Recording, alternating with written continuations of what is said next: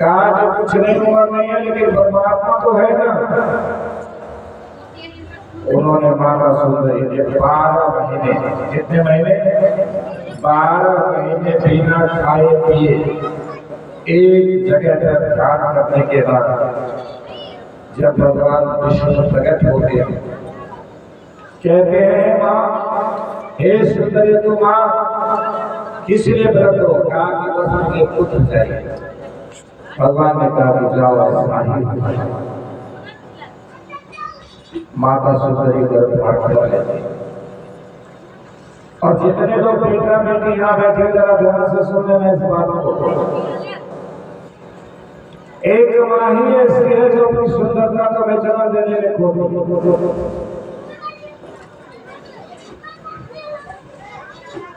माता सुंदरी के बेटे से जब हो गए प्रसव का दिन,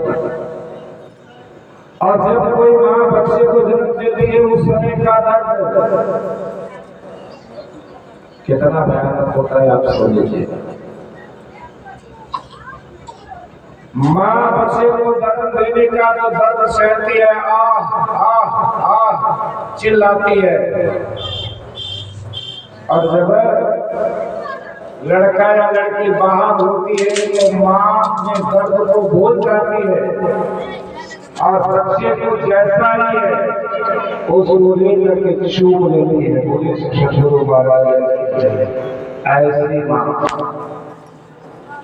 ऐसी माँ जो तुम्हारे दुख और दर्द को सहन करके तुमको पैदा किया है, और तुम दुर्गा की पूजा करने जाते हो और माता को मारते हो। काली के पास जाकर पूजा करते हो, माँ को सुंदरी और साड़ी नहीं देते। इसलिए याद रखना, माँ के आंचल में करना दम है कि अगर माँ आंचल और हाथ में ऐसे उड़ा दे तो दुनिया का कोई भी संकट नहीं आ सकता है। और पिता अपना दोनों हाथ ऊपर कर देगा तो दुनिया की कोई विपत्ति तुम्हारे सामने नहीं हो सकती। इसलिए जितना हो सके भगवान के भजन करने से पहले माता पिता के भजन को कर लेना, माता पिता की सेवा कर लेना। और बेटियों से मैं कहना चाहता हूँ कि तुम बेटी हो तो तुम बेटा से कम नहीं हो। अगर बेटा नालायक हो जाए, माँ को मार रहा हो, पिता को मार रहा हो और बेटी सक्षम है तो वो माता पिता की सेवा का कार्य प्रारंभ कर देंगे। इसलिए तुम जितना अधिकार रखते हो उतना वो भी अधिकार रखते हैं। और बेटी तुम्हारे जीवन में जो भी घटनाएं घटे अपने पिता और माता को जरूर शेयर करते हैं।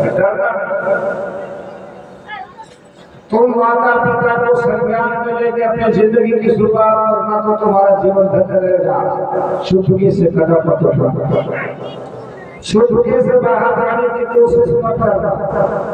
अगर तुम्हें कहीं कुछ लग गया कि यहाँ कुछ हमारी निगाहें टिक गई है तो कोशिश करके तुरंत आगे बोलो, हे माँ हे पिताजी हमारी एक निगाह टिक गई है, कृपया जाकर क्षेत्र मत देना। क्षेत्र वाले लड़कों की जिंदगी देख रहे हो कैसा। अब ये विभाग में एक लड़का को क्या किया गया, पैक कर दिया गया। यूट्यूब पर देख रहे हो। अब नीला ड्राम देख के सारे लोग डर रहे हैं। जिसके घर में नीला ड्राम है ना उस ड्राम को भी बाहर फेंक रहे हैं। अगर संदूक से नीला ड्राम को लेके आ रहा है और सीमेंट लेके आ रहा है तो पति भाग क्या होने वाला है। इसलिए पति को भी सावधान, लड़के को भी सावधान।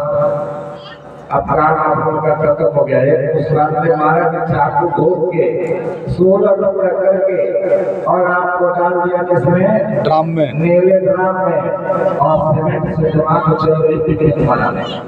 अब गया इसलिए मिलजुल के रहना चाहिए। स्वामी सनन जी महाराज का जन्म हो जाता है।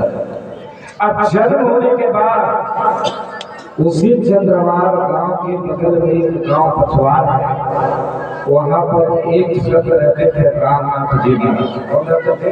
रामनाथ जी महाराज। रामनाथ जी महाराज, स्वामी सिंह जी महाराज के सात शिष्य रामनाथ, रामनाथ, सदाशिव, लेखराज स्वराज, जयमल और मोहम्मद साहब एक मुसलमान। रामनाथ जी महाराज ध्यान में बैठे हैं तो स्वामी सिंह जी महाराज का झुंड होता है। रामनाथ जी वहां से चल पड़े। कहां से? पचवार से, छंदवार के लिए। और आए तो दरवाजे पर जाके बोले, हे बागराज जी, हमारे गुरु जी का जन्म हो गया है। बोले से सदगुरु महाराज कितने दिन के लड़के को पढ़ा? 17-18 दिन नहीं लगे। स्वामी जी की उम्र तो कितनी हो गई थी? 17 और रामनाथ जी की उम्र उस समय 30 साल की थी। वो दौड़े आए, कहा हमारे गुरु जी का दर्शन हो कराओ। क्या बात करते हो? अभी तो लड़का जन्म लिया, गुरु कैसे हो सकता है? कहा कि मुझे दर्शन तो कराएगा। रामनाथ जी महाराज को सामने ले गया। 17 घंटे का लड़का शिव नारायण, जिसको आप पूज रहे हो, उसकी तस्वीर देख रहे हो। स्वामी जी ताक करके मुस्कुरा दिए। 17 घंटे का लड़का हंसना चाहिए, लेकिन दिव्य पुरुष का जन्म है, वो हंस दिए। और तब रामनाथ जी ने पहला सोहर क्या गाया कि धामे धामे सेवा